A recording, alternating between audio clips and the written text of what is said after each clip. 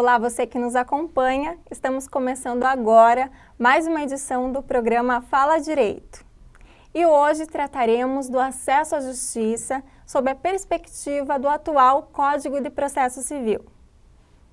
Quem conversa conosco é o professor Marcos Renato de Melo Freitas. Marcos Renato é professor de Processo Civil e Direitos Humanos na Faculdade de Maringá e é especialista em Direito Civil e Direito Processual Civil pelo Instituto Paranaense de Ensino e também é mestre em Ciências Sociais com ênfase em Sociedade e Políticas Públicas pela Universidade Estadual de Maringá. Professor Marcos Renato, muito obrigada por aceitar nosso convite para estar aqui hoje, esclarecendo nossas dúvidas e dos telespectadores, e seja muito bem-vindo. Eu que agradeço a oportunidade, Glenda. E professor, explica para a gente o que é o princípio de acesso à justiça, qual a sua abrangência? O princípio do acesso à justiça, também denominado de princípio da inafastabilidade, ele trabalha com a ideia que o Estado ele não pode excluir de apreciação de lesão ou ameaça ao direito das pessoas. Então, toda vez que uma pessoa ela tem um direito violado, ela também ganha o direito de poder se socorrer do Estado a fim de que esse possa restaurar aquele direito que havia sido perdido, aquele direito que, como por exemplo, num acidente de trânsito, numa dívida que não lhe é paga. Então, nesses casos, quando a pessoa ela tem esse conflito, ela pode se socorrer ao Estado para que ele possa entregar uma tutela jurisdicional. Só que o acesso à justiça não é só essa ideia da pessoa poder ir ao judiciário, mas também que assim que ali ela esteja, ela também possa ter uma resposta, primeiramente, dentro de um tempo razoável e segundo, com justiça. Porque não adianta a pessoa ter o direito de se socorrer da violação do seu direito se ela não poder também ter uma decisão justa e dentro de um tempo plausível. Por isso que o artigo 5º, inciso 35 da Constituição Federal, diz que a lei não excluirá do Poder Judiciário a apreciação de lesão ou ameaça a direito. E como que a Lei 13.105 de 2015, o atual Código de Processo Civil, busca minorar esses obstáculos de acesso à justiça? Olha, o atual Código de Processo Civil, fala atual, embora ele seja novo, porque é de 2015, é nosso atual código, o anterior era de 1973. Ele busca, enfatizando 3 princípios. Então, quando o Código de Processo Civil ele foi legislado, ele trouxe por evidência 3 princípios, claro que há mais ideias que possam contribuir para o acesso à justiça, mas as principais a da eficiência do processo, fazer com que o processo ele seja eficiente. Por que isso, Glenda? Primeiramente, o processo ele nasce numa petição inicial e ele vai transcorrer até a sentença. Dentro desse período, haverá ali toda a oportunidade das partes falarem, do juiz se manifestar, e isso leva tempo. Pode ser que até chegar à sentença, o direito pleiteado tenha se deteriorado. Então, o magistrado ele tem que ter a preocupação em contribuir para a eficiência do processo. A segunda ideia é a da razoável duração, que também não deixa de ter ligação com o da eficiência.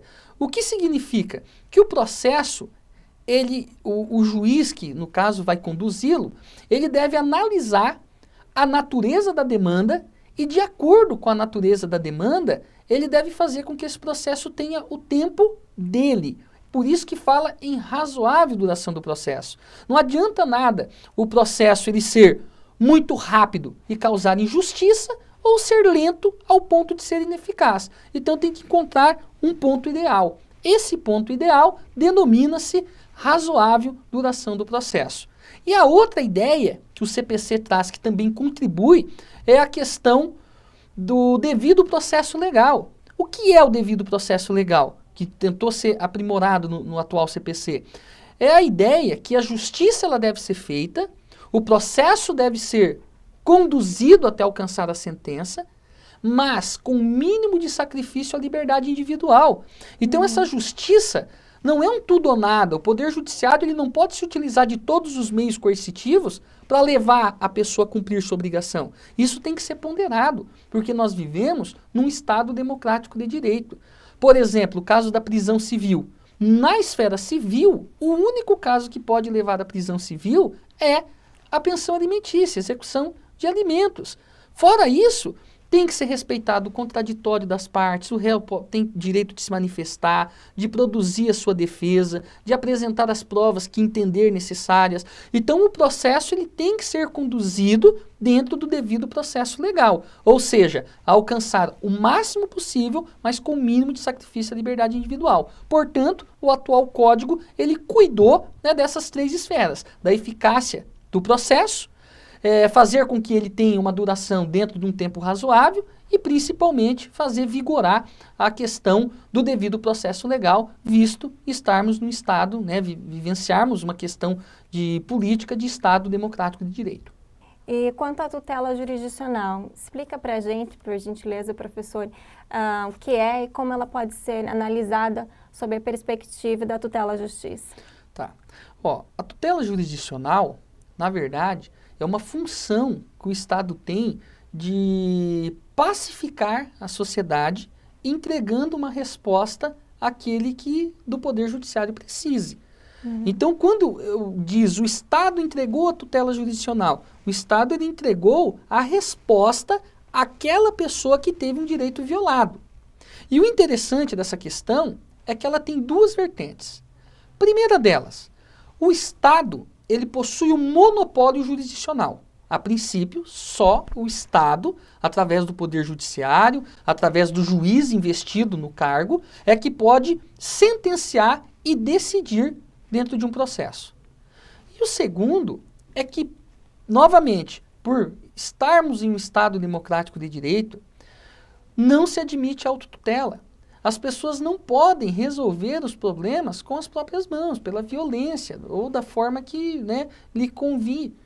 Por isso é que há essa obrigação do Estado em entregar a tutela jurisdicional. Primeiro, pacificando a sociedade, a fim que não permita que elas ajam, né, com as próprias mãos. E segundo, ela traz para si essa responsabilidade, tendo em vista que ela possui pessoas habilitadas, competentes, como é o caso do magistrado, para poder resolver essas questões. E falando da eficácia do acesso à justiça, ela pode ser enfrentada por quais perspectivas? Olha, a primeira perspectiva, né, levando em consideração aquela ideia que o processo ele nasce, né, com a manifestação da parte que teve seu direito ofendido.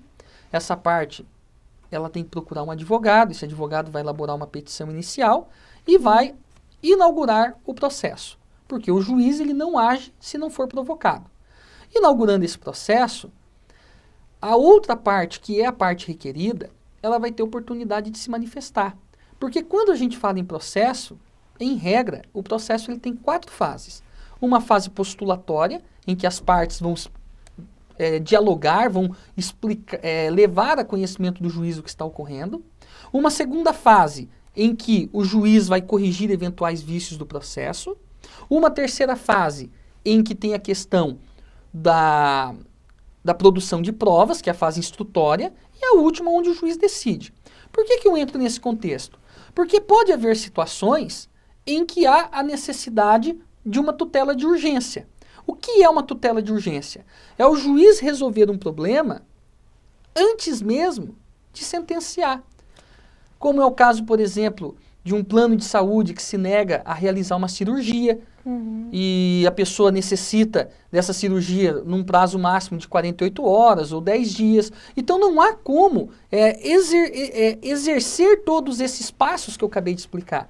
E é por essa razão que uma primeira preocupação seria essa, adequar essas tutelas de urgência. Por isso que o novo CPC, ele, claro, não isso já existia no CPC antigo, mas ele realça a questão da tutela cautelar e da tutela antecipada, que são tutelas de urgência. Ou seja, encontrar um meio de fazer com que a pessoa que teve o seu direito violado não tenha que esperar até o final da sentença nos casos de urgência. Ela possa ter o seu direito resolvido dentro de um tempo rápido, desde que ela demonstre a probabilidade do direito, é claro que ela tem que mostrar requisitos, e o segundo requisito, o perigo de dano irreparável ou difícil reparação. Então, primeiro contexto seria essa, das tutelas de urgência, né, que o código, o atual código bem assegura.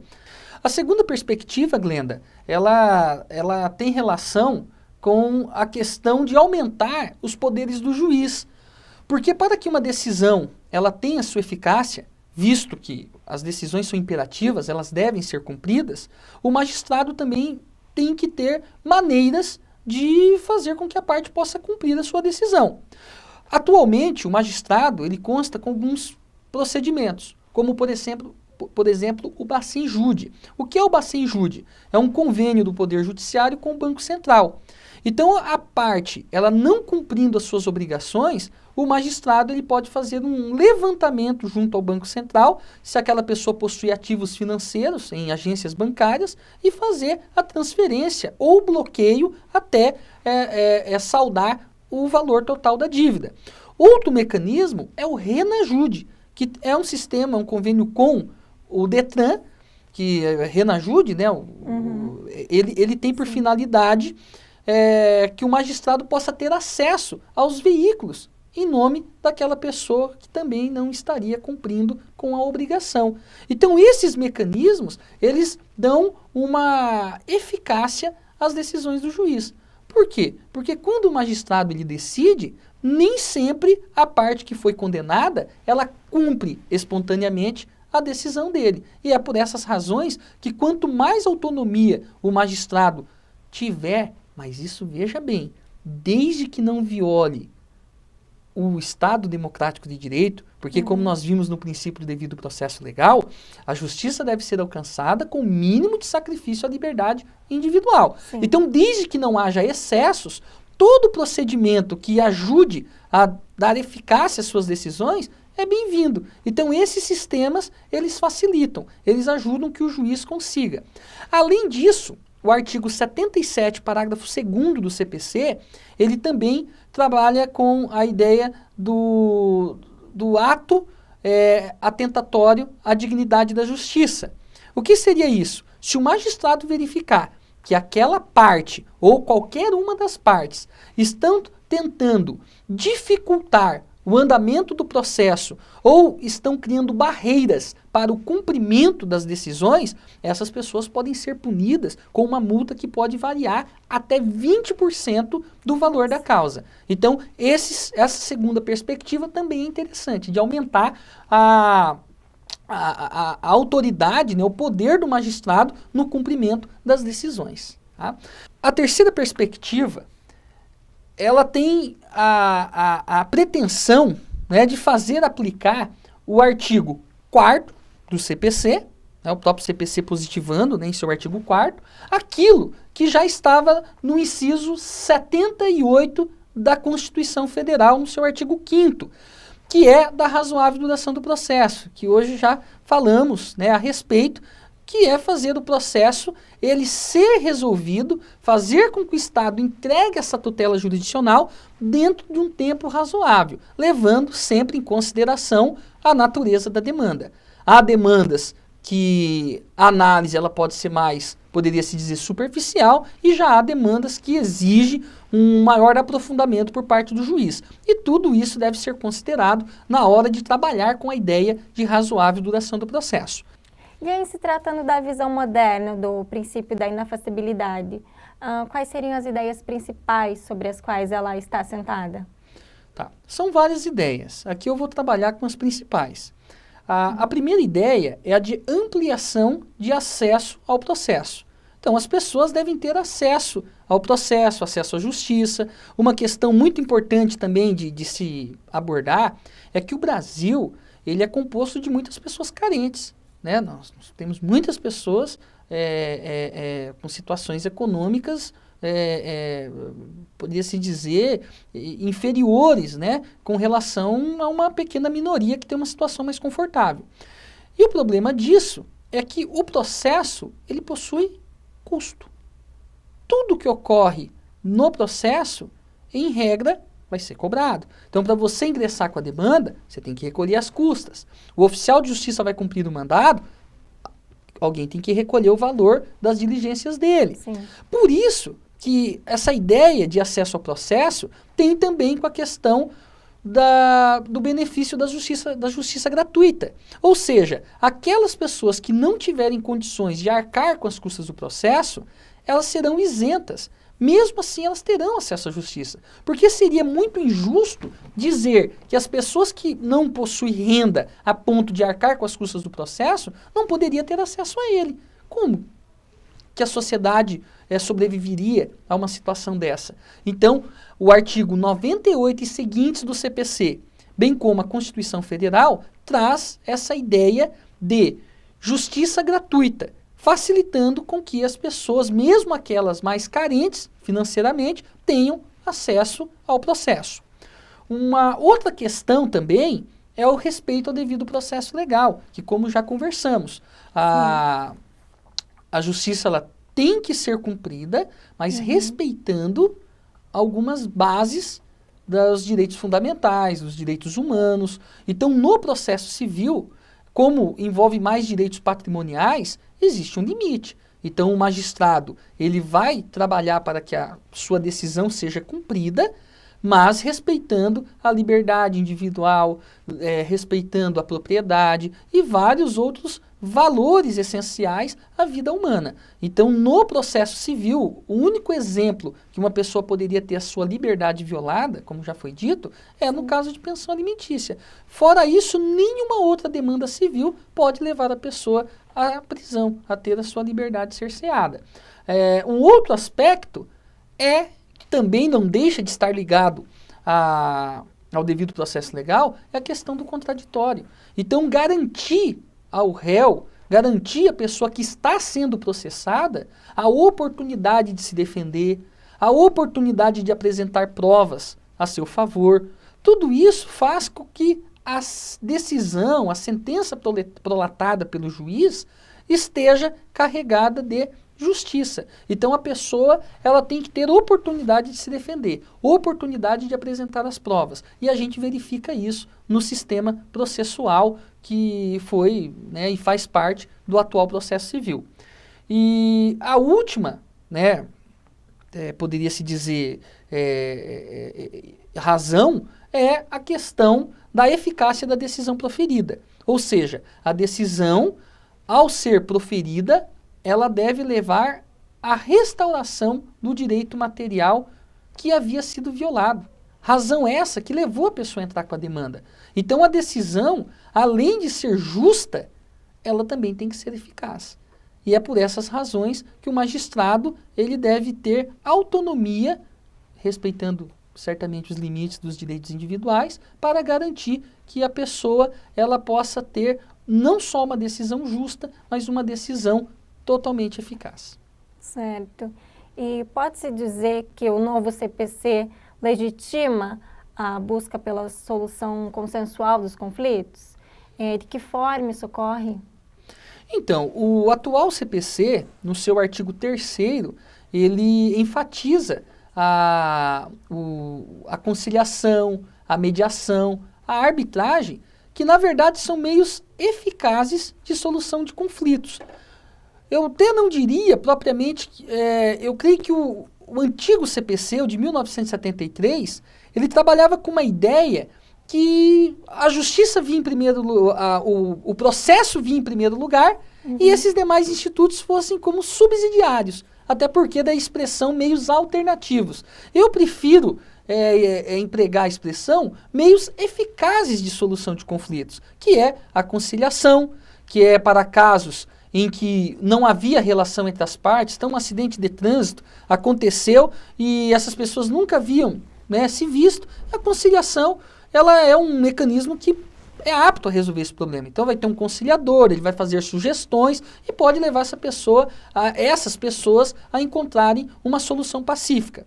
Já a mediação, ela é aplicada para casos que haviam relações anteriores, como, por exemplo, questões de vizinhança, questões de direito de família, aonde essas pessoas já tinham um vínculo. E nesses casos, há a ideia do mediador, que ele vai ser um facilitador, ele não vai fazer sugestões, mas ele vai levar essas pessoas que estão em conflito a encontrarem o verdadeiro motivo. Às vezes, as pessoas ficam ali focando na questão da guarda do filho, ficam focando na questão dos alimentos, e o problema talvez não é esse. O problema, às vezes, é uma relação que foi mal dirimida, sentimentos que não foram resolvidos, e o mediador, ele tem a capacidade de tentar identificar qual é a verdadeira razão e fazer com que as partes encontrem e resgatem o diálogo, que é muito importante. Que ao invés de receber uma determinação do magistrado, né? O magistrado, ele pode decidir muitas coisas, mas ele não tem como decidir e fazer uma pessoa amar a outra. Isso, o magistrado, ele é limitado. Então, o mediador, esse facilitador, ele pode levar essas pessoas a resgatar o diálogo e alcançar a essência do problema. E por último, a questão da arbitragem. Que existem vários tribunais, né, de arbitragem pelo país, e Maringá também possui, que é a ideia do árbitro, aquele que vai fazer um papel como se juiz fosse, as partes vai elencar essa pessoa para que seja o árbitro. Nesses casos, só é cabível para direitos disponíveis, né, e questões patrimoniais. Outras questões eu não posso levar conhecimento da arbitragem. Então, a arbitragem, ela vai atuar em questões que envolvam direitos patrimoniais e disponíveis. E esse árbitro é uma pessoa que não necessariamente tem formação em direito.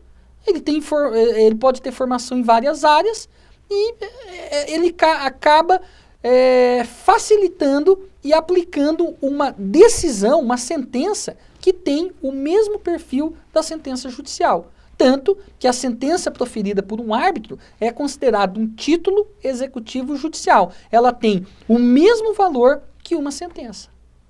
Portanto, Glenda, o artigo 3º, ele possibilita e realça a aplicação desses 3 meios de solução consensual de conflitos, que é a mediação, a conciliação e a arbitragem. E o Superior Tribunal Federal, professor, como que a STF entende essa questão da arbitragem versus jurisdição? Olha, é uma questão interessante, porque, em regra, quem possui o monopólio da jurisdição é o Estado. Sim. Então, somente o Estado, através do Poder Judiciário, poderia resolver conflitos. Mas nós não podemos esquecer que o direito de ação é um direito disponível. Ele é público, subjetivo e abstrato. Ele é público porque ele é disponível a todas as pessoas. Qualquer pessoa, independente de classe social, independente de convicções religiosas, homem, mulher, toda pessoa tem acesso à justiça. Então, a ação ela é um direito público. É subjetivo porque está, né, principalmente a demanda civil, a pessoa opta se ela vai ingressar com a demanda ou não. Portanto, é uma questão disponível. E é abstrata, porque o fato da pessoa entrar com uma demanda não significa que ela vai lograr êxito nesse processo. Ela pode ter uma decisão positiva como negativa. E é por essa razão que o STF tem um entendimento apropriado, ao meu ver, de entender que a arbitragem não viola, porque a arbitragem é uma disponibilidade das partes. As partes que estão optando, ou seja, elas já estão entrando num consenso quanto ao local que irá julgar a demanda delas. E, para tanto, só será submetido a esse tipo de providência, que é a arbitragem, aqueles direitos que são disponíveis e patrimoniais. Portanto, não há violação à jurisdição. Os demais casos, a pessoa pode ingressar com a demanda no Poder Judiciário normalmente. Então, ninguém é obrigado a optar pela arbitragem. É um direito que resta àqueles que possuem problemas de ordem patrimonial e disponível, de optar por uma maneira, talvez, bem mais célere do que se fosse submeter ao litígio que o Poder Judiciário teria de resolver. Muito interessante. E falando da cooperação processual entre o julgador e as partes, do que ela trata? Explica para a gente, por gentileza, professor, como que ela ocorre? Olha, essa ideia, ela trabalha com o princípio da cooperação.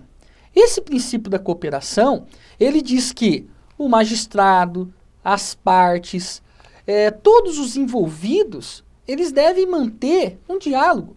Não é à toa que o processo ele é dialético. O processo deve primar pela comunicação entre as partes.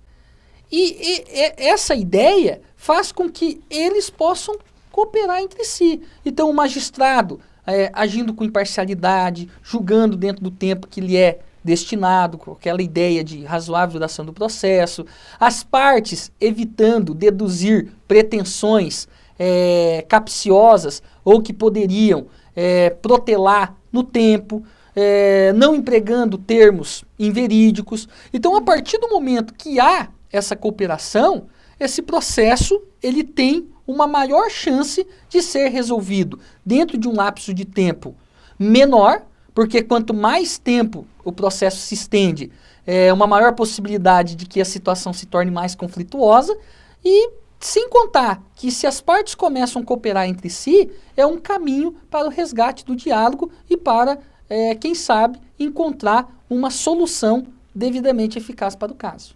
E essa solução consensual por vias alternativas ou por meios eficazes, como o senhor mesmo disse, como a mediação, a arbitragem, a conciliação, ela teria que benefícios? Quais as vantagens que ela traz para a gente? Então, Glenda, as vantagens, como eu disse, a principal é que as partes acabam se submetendo a uma solução que elas próprias encontraram.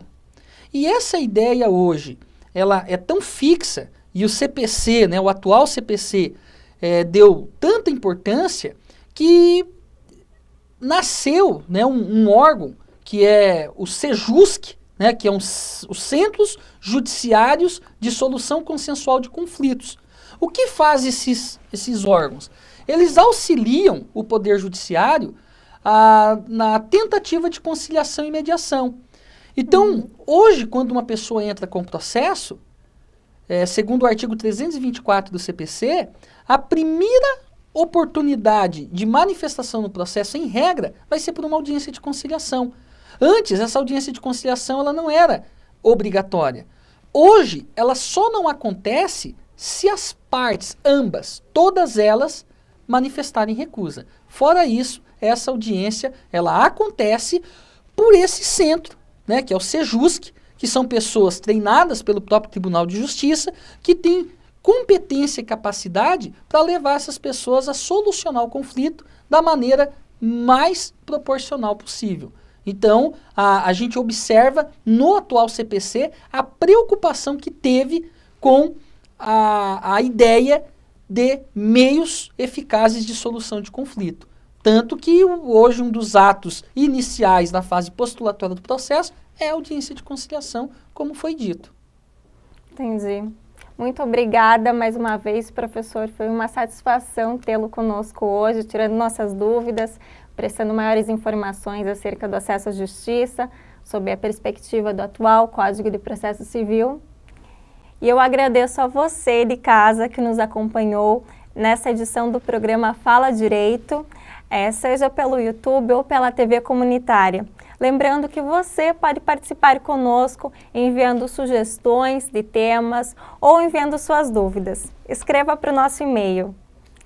E nos vemos no próximo programa. Até lá!